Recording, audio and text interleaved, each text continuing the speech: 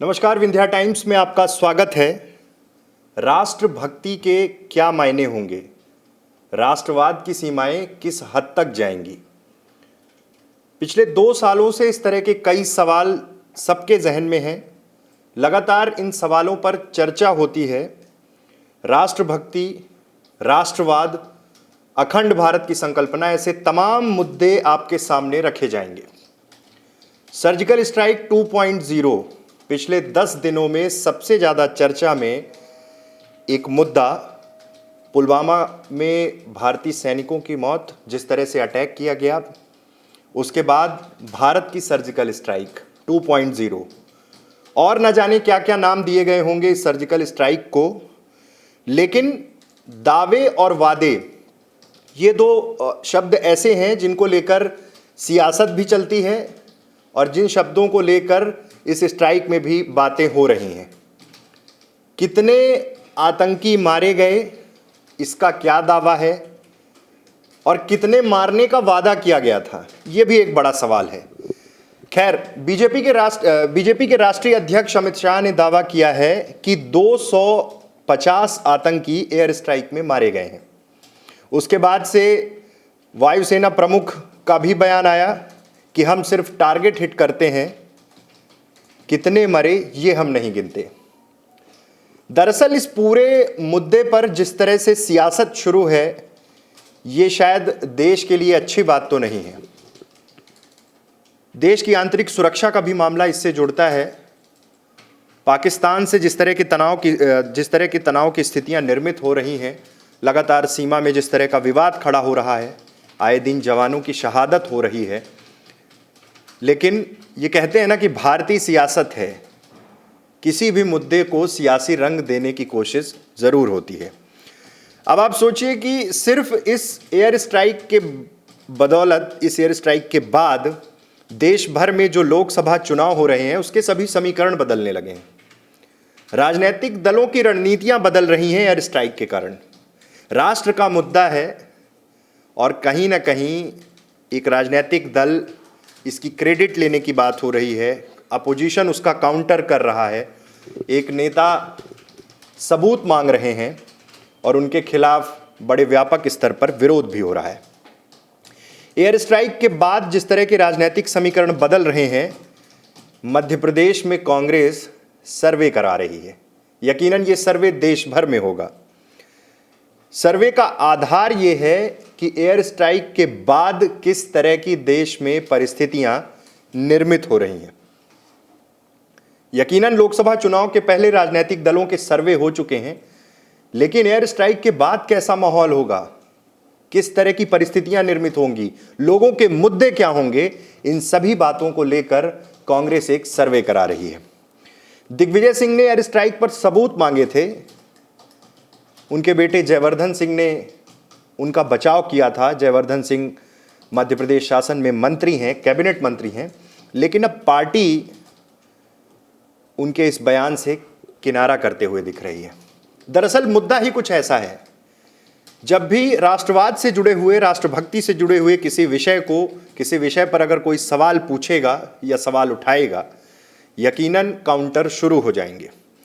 लेकिन आज देश के मन में एक इच्छा जरूर है कि आखिर हमने जो स्ट्राइक की, जो एयर स्ट्राइक की, उसका आउटपुट क्या है, उसमें कितने आतंकी मारे गए। क्योंकि ये 2 मुल्कों में से ज़्यादा लड़ाई ये आतंकवाद के खिलाफ लड़ाई है। जहां भारत ने अपनी ओर से पहल की है, वहीं पाकिस्तान को भी अब पहल करने की ज़रूरत है। आतंकवाद को जड़ से समाप्त करने की ज़रूरत है। लेकिन आप सोचिए कि देश की राजनीति इस एयर स्ट्राइक के बाद बदल रही है। बड़े बड़े मंचों से चुनावी भाषण चल रहे हैं और एयर स्ट्राइक का जिक्र हो रहा है। अपोजिशन उस एयर स्ट्राइक का सबूत मांगने में तुला हुआ है और मध्य प्रदेश में भी अब सर्वे के पैरामीटर बदल जाएंगे। शायद सर्वे में यह जानने की अब कोशिश होगी कि इस एयर स्ट्राइक से बीजेपी को कितना फायदा होगा, कांग्रेस को कितना नुकसान होगा, या फिर कौन से बड़े मुद्दे और भविष्य में सामने लाए जाने चाहिए। यकीनन 5 साल के कार्यकाल का हिसाब किताब भी होता है और मोदी सरकार 2014 में बनने के बाद अब 19 में उन्हें भी हिसाब देना है। हिसाब इसलिए देना है क्योंकि देश की जनता ने एक सरकार चुनी थी जनहित के कार्यों के लिए, लेकिन क्या वो काम पूरे हुए? क्या अपने वादों पर खरी उतरी सरकार? ऐसे तमाम सवाल हैं। लेकिन इस बीच जिस तरह की बात सामने आई है, जिस सर्वे की बात सामने आई है, यकीनन 2019 के इस चुनावी समर में, इस रण में हर राजनीतिक दल अपनी मजबूत दस्तक चाहता है। 2014 की जिस तरह आंधी थी, उस आंधी से बचना चाहता है।